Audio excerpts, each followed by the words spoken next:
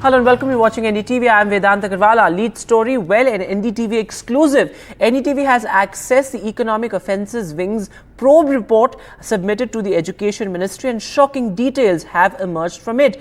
In fact, remember, what the Economic Offences Wing seems to suggest is that there is a organized crime nexus that is behind the paper leak as far as Bihar is concerned. The probe report says that there's an organized gang working behind the scenes, and that the paper was leaked just a night before the examination. In fact, what the report has also said is that 30 to 40 lakh rupees was fixed as a price for one paper per candidate. My colleague Aishwarya Jain with the latest. Well, certainly crucial details coming out from the report that we have accessed, which was ultimately shared to the Ministry of Education. Now, the first information report was first filed on 5th of May in Patna. It was information that was leaked to the police officials in Patna that an organized gang is doing all sort of activities of the NEET paper leak, and certainly after the information that was received by the Bihar police, one of the car was intervened by the Bihar police, in which Mr. Sikandar, this person was carrying in his car, which was registered from Jharkhand number, and in this car he had the examination papers with him, the admission cards of 4 of the students which were the candidates of NEET UG, and it was also found out during the seizures of the material that was collected from the car, iPhone 15, one of the mobile phone, as I mentioned, admit cards and the question papers as well. When this person was arrested, he stated that he along with one another individual had called in Nitish Kumar, who is a member of an organized gang, and was arrested in March 2024 in relation to another paper leak scandal in Bihar, and through that there was an internal official from the National Testing Agency which circulated these papers, and ultimately these papers were given at a cost of rupees 34 to 35 lakhs per candidate. Now, all of these 4 students had been arrested so far, and all of these details had been shared with Ministry of Education for further process. The investigation is underway at this moment. Well, this is the government conducted a re-examination for over 1,500 students who were given grace marks. This happened on Sunday. Now, remember, importantly, nearly half of the people skipped. Half of the aspirants decided to not appear for the NEET re-examination. Remember, close to 800 people, 800 aspirants appeared for the examination, which was held across 5 centres. In Chandigarh, it was a no-show, with both the centres having to close because the candidates did not appear. This, of course, as the row over re-NEET continues, many students demand a re-examination for 24 lakh students. Now, of course, the re-examination for those with grace marks has been conducted. The next step is the release of the results and the counselling later.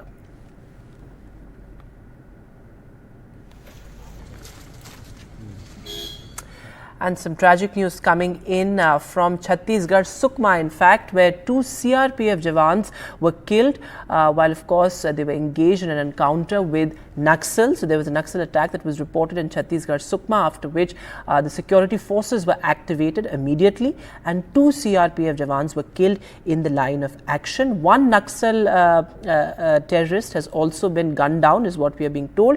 The Chhattisgarh Chief Minister, of course, has condemned this, calling it a cowardly attack. And my colleague Anurag Dwari is now joining us live on the phone line. And before we go across to him, let's listen to what the Chief Minister had to say. ये नक्सलियों का कायराना हरकत है, इसकी निंदा करते हैं और दोनों मृतकों को नमन करते हैं, उनके शहादत को नमन करते हैं, उनको श्रद्धांजलि अर्पित करते हैं और उनका शहादत व्यर्थ नहीं जाएगी। हम लोग मजबूती के साथ नक्सलवाद के साथ लड़ रहे हैं और नक्सली बौखलाए हुए हैं, लगातार सिमटते जा रहे हैं और बौखलाहट में ये सब वारदात कहीं कहीं कर रहे हैं। And my colleague Anurag Dwari is now live with us on the phone line. So Anurag, pretty shocking there. 2 CRPF Jawans were killed in the line of action. Yes, and what we have seen in the past few months that the security forces were on an offensive. But this IED blast, which took place at around 3 p.m. near Timapuram village, which is between Silgare and Teklagudam camps in Sukma district, and the police personnel from the Cobra battalion, the 201 battalion of the CRPF, were going from Silgare to Teklagudam camps on a routine patrol as a part of the road opening party. And around 3 p.m. On truck and bikes, when this truck was blown up by the IED blast, and one constable, Shailendra, and the vehicle driver, Vishnu, died in this IED blast. The soldiers, removed these two bodies from the area, and the search operation was on. The incident which you mentioned, in which a Naxalite was gunned down, happened in Amjhar in Khalari area, which comes under Dhamtari district. Right, Anurag, thanks very much for joining us with that. So, tragic news there from Chhattisgarh. But returning now to our big focus, which is the entire examination mess. Why did the government decide to, in a sense, drop the NTA boss? That is a big question, because this is an unprecedented move, truly. And we have inputs from top government sources. In fact, Vasudha is now joining us live on the phone line. So, Vasudha, clearly the government focusing on some sort of an overhaul when it comes to the NTA and restoring the faith of the students. That seems to be the priority of the government. Vedant, and like you know, that there's a high-level committee that has already been formed, and it has very important people, including Randeep Guleria and also Professor Mittal from IIT Delhi and Professor Radhakrishnan. So clearly that committee is going to submit its report in August, and after that, ministry sources are saying that immediately the findings will be discussed and reforms will be put in place. The ministry has set a target for itself of ensuring that the reforms are put in place before the second cycle of competitive examinations begin. And let me tell you that NEET UGC is also scheduled to happen around December. So end of the year is what the ministry aims to sort of ensure that the reforms are put in place. And there are three reasons why ministry sources are saying why the NTA chief Subodh Singh was sacked. First, of course, that there was no tradition of giving grace marks in NEET examination, but this time there were grace marks that were given to 1536 students, 1536 students, which is also something that led to this nationwide controversy with 67 students stopping the examination. Of course, there was a retest that was also ordered, which took place today. So that grace mark was given without any sort of precedent, and in fact, it was also given without any standardized parameters. And in fact, NTA was also asked to give an explanation on this by the ministry, where the NTA apparently said that it had cited the example of CLAT examination and said that it was on the basis of that the agency had given a grace mark. So these were the two important reasons. Of course, most importantly, that students had lost their faith in NTA, and NTA had lost credibility, which is why this NTA chief had to be, of course, replaced by Pradeep Kharola, a very well-known IAS officer who's known to have successfully conducted the G20. He's a man seen as the man behind the revamp of Bharat Mandapam before it was the ITPO Center. So clearly, there are many proactive measures that the government is taking, but of course, a lot of these cases are in the court, including whether there'll be a retest or not. So we'll have to wait and watch. We'll have to also look not just at the government, but also at the courts to understand where the future of these students is headed. Vasudha, thanks very much for joining us with the latest there. So, of course, there is a breakdown of trust as far as the students and the testing agency is concerned, and the government now are moving to rectify the mistakes made by the National Testing Agency. Well, moving now to the other big headline, well, the Hooch tragedy that has killed over 50 people, and the politics over it continues. The BJP calls it a state-sponsored murder. In fact, the BJP also questions the silence of the opposition, particularly Rahul Gandhi. This as Kamal Hassan also met the victims of the tragedy at the hospital where they were admitted to. Take a look.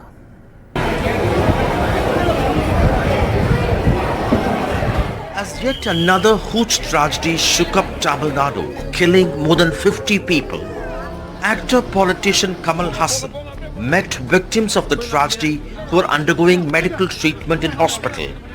An ally of the ruling DMK, Hassan appealed to set up de-addiction centers. Exceeding limit in any form, be it sugar, anything is bad. And this necessarily is bad. Drinking and driving, drinking and going to office, all this will have to come into a culture. You cannot say that we'll make it go away. It is there, it has to be run properly. This is the second such tragedy in 2 years. Last year, 22 had died. The key opposition AIADMK has demanded a CBI probe and the resignation of Chief Minister M.K. Stalin, alleging incompetence. The BJP wants the minister in charge of prohibition to step down. Today, the Saffron Party questioned the silence of the Congress and India bloc on the issue. I am shocked by the incident. I condemn the incident. Where is the Congress Party's President Shri Mallikarjun Kharge? Has he no sympathy or care for the people living in Tamil Nadu? Where is Rahul Gandhi? Local people allege connivance with cops. The government has suspended the SP and several police officers. The collector and ADGP have been transferred. நடைபெற்ற சம்பவத்துக்கு முதலமைச்சர் பொறுப்பேற்க வேண்டும் என்று இங்கு பேசினார்கள். உள்துறை கவனிப்பவன் என்ற முறையில் மட்டுமல்ல, தமிழ்நாட்டின் முதலமைச்சர் என்ற முறையில் இந்த பிரச்சனையிலிருந்து நான் ஓடி ஒளிவப்பன் அல்ல, பொறுப்பை உணர்ந்ததற்காக தான் பொறுப்போடு பதிலளித்துக் கொண்டிருக்கிறேன். எடுத்த நடவடிக்கைகளையும் பட்டியலிட்டிருக்கிறேன். குற்றவாளிகளை கைது செய்துவிட்டு தான் உங்களுக்கு பதிலளித்திருக்கிறேன். The Madras High Court has made sharp observations asking whether any lessons were learned after a similar tragedy last year and has asked for an action taken report. It's a wake-up call for the ruling DMK that's facing criticism on Chief Minister M.K. Stalin's governance. In Chennai with Suresh, Sam Daniel, Find the TV. Moving now to the latest flashpoint, in fact the first flashpoint between the opposition and the newly elected NDA government, and that is the BJP's pro tem speaker pick. Well, the Congress says convention has been flouted and that the senior most member of parliament, who is from the SC community, was ignored by the BJP. The BJP says it was the Congress, in fact, back in 2004 that sidelined Vajpayee. But of course, the opposition has called for non-cooperation as far as the new pro tem speaker is concerned.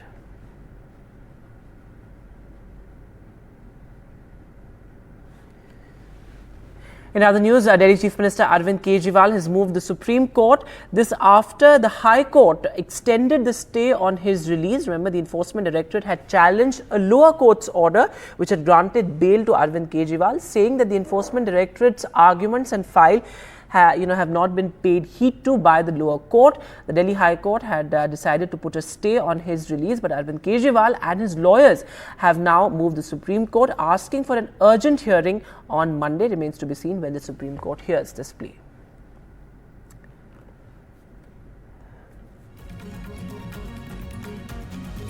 And with that, we'll take a short break now. News continues on the other side.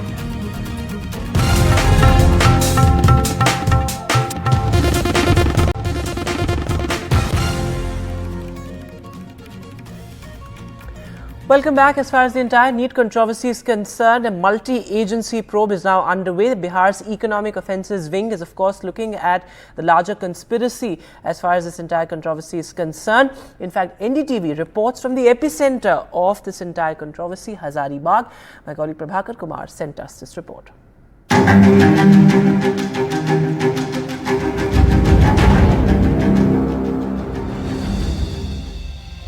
The school behind me you see is where the Economic Offence Wing officers of Bihar Police had visited, and what they are suspecting is that paper leak might actually have happened from Hazaribagh. The reason being that when the students from Patna, they were arrested, the police recovered half-burnt question paper from their possession. Those question papers had a serial number, and on inquiry it was found that that particular serial number which was in the possession of the students, that was issued to this particular center. So a day before, when question paper is sent to the Ranchi, there is a courier service of the State Bank which would actually transport those question paper from Ranchi to Hazaribagh. Then it would be put in the locker of the State Bank, and then in the morning that particular question paper would be handed over to various examination centers. This was the school which the EUU has twice visited, and they have question the school authorities out here. They are trying to find out the details, the fact as to how and actually when this question paper leaked and whether it actually got leaked from Hazaribagh only. When the investigation team of EOU, that is the Economic Offence Wing of Bihar Police, reached Hazaribagh, they went to all the 5 examination centers of Hazaribagh, and one of the center which was in question falls under the jurisdiction of this police station, that is the Loh Singna police station of Hazaribagh. So the EOU team actually reached here first. They took the local cops along with them and then went to that school, questioned the principal and the administrators of that school for around 2 hours. They wanted to ascertain whether the school authorities were anyway involved.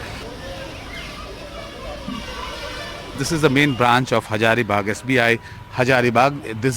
This is where the question paper were kept in the locker. So if you have to understand with the way the question paper actually travels, the EU is trying to trace that entire trail. So question paper is usually published or printed at one of the undisclosed location across the country. So wherever it was printed, it was sent by air cargo to Ranchi. Ranchi was the center where it landed. The question paper first landed, and then the Blue Dart courier was supposed to be the NCA which was distributing that particular set of question papers along with other documents to all the cities in Jharkhand where the examination centers were there. They have also obtained the CCTV footage not only from the bank but also on the street, from the streets of Hajipur, because now the EOU seems to be zeroing down on the courier service. The courier service seems to be the weak link in this entire chain on which the question paper might have travelled from Ranchi to Hazaribagh and other cities. So it was the courier service actually which is looking like a weak link, and the EOU is now focusing as to how that packet was handled by the courier service and who are the guys or employees of the courier service who are involved in handling those packages.